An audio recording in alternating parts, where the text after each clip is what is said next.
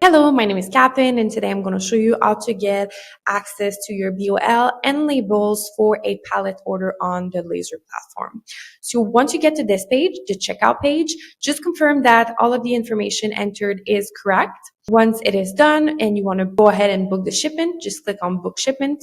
And once you get to this page, which is the thank you for your order page, you'll see the documents, so bill of lading and labels. You can just click on it, save it onto your computer, print it out, and put it on your pallet.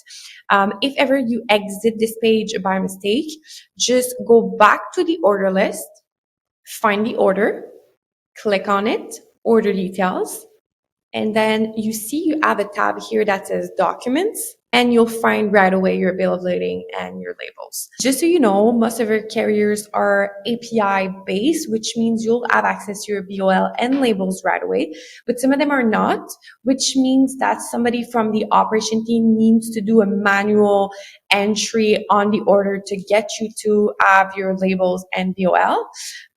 So you might have to wait a little 15 or 20 minutes just so we can update this, and we'll send it right back to you. Either you can receive it via email or you'll have access to the documents on the platform under this tab. If you have any other questions, please let us know and we'll be happy to help you.